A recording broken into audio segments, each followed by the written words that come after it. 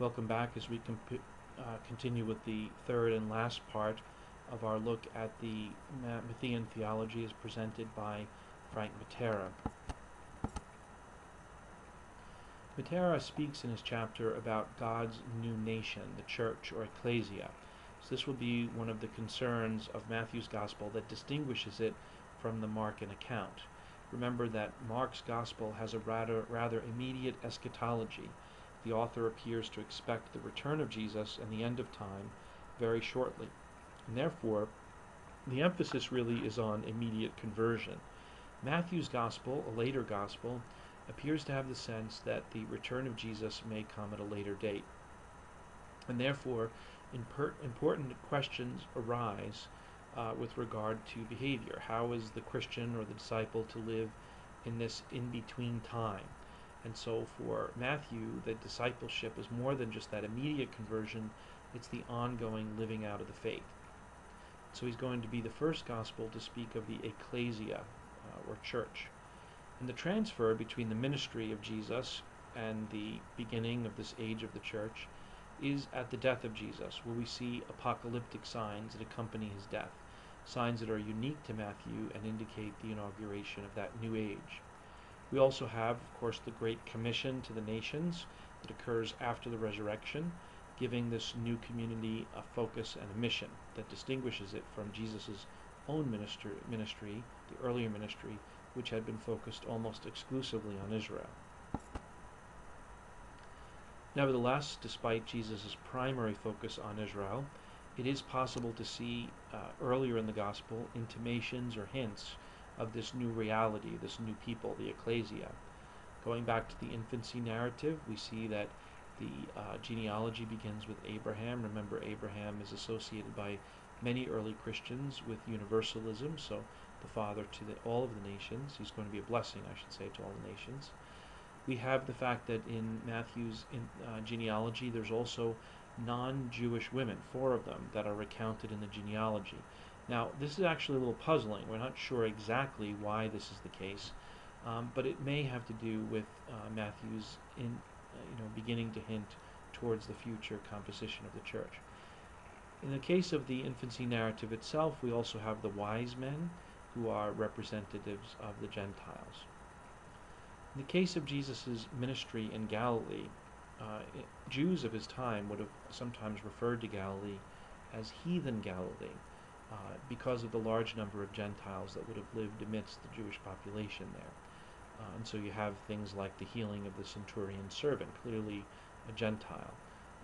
We have parables with references to Gentiles. So even though Jesus' ministry is primarily to Israel, the hints are there. Although it still differs from Mark, where we actually see Jesus crossing from one side of the lake to the other and appearing to engage himself in a direct ministry to the Gentiles.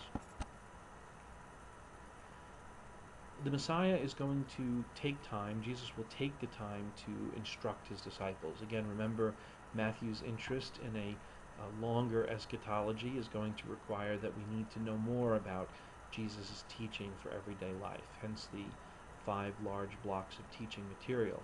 Well, in chapter 13, we have parables, a discourse of parables, that begin to instruct the disciples. We learn about Israel's rejection of Jesus, and so he's going to speak in language they cannot understand, explaining the nature of the kingdom to his disciples by means of parables. It's important to keep in mind that even though these parables are forming the church and the kingdom are not co-equal, although the members of the church are also the children of the kingdom. And so there is a relationship, but it's not to say that Jesus is proclaiming the church itself as the full content of the kingdom. In chapters 16 and 17, we turn more directly to the question of the ecclesia, or church, and we have the famous passage where Peter is declared the rock upon which Jesus will build his church. And this is, again, an indication of Matthew's interest in the structure and the reality of the ecclesia. And this particular passage would be unique to Matthew. And remember, too, the Great Commission to the nations. So again, something is changing here. Israel is not on the outside, but Israel is no longer the only one on the inside. A key component or feature of Matthew's gospel is this language of righteousness.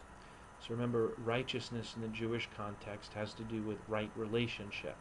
If you live in right relationship with God, then inescapably you will be in right relationship with neighbor and with creation. And so Jesus himself becomes the model of right relationship with God, or righteousness, in this gospel. Again, providing not only the content of the teaching to the disciples for the living out of the faith in the ecclesia, but now that living example. And so we see Jesus' righteous behavior in the face of persecution. We see his perseverance in prayer. We learn that he surrenders himself entirely to God's will. We see him, like any pious Jew, refusing to take oaths in the Sanhedrin. As we see the suffering servant in Isaiah suffering in silence, so Jesus does so before Pilate. Pilate, in fact, and Judas will speak of Jesus as innocent or righteous as they speak of his innocent/righteous blood. And of course, in the Passion itself, we see Jesus live out the very words that he has taught in things like the Beatitudes in chapter 5. So Jesus himself comes to fulfill all righteousness. Now Matthew theologically makes it clear that righteousness itself is really a gift of God. And the righteousness of God, of course, is God's right behavior towards us, what God wills for us or does for us. But that requires response on our part. So our righteousness is the response to the gift. And Jesus' disciples are going to be called to an even greater righteousness. So in the Sermon on the Mount, we learn that they are to be even more righteous than the Pharisees. We have the antithesis that follow, again emphasizing the call to greater righteousness.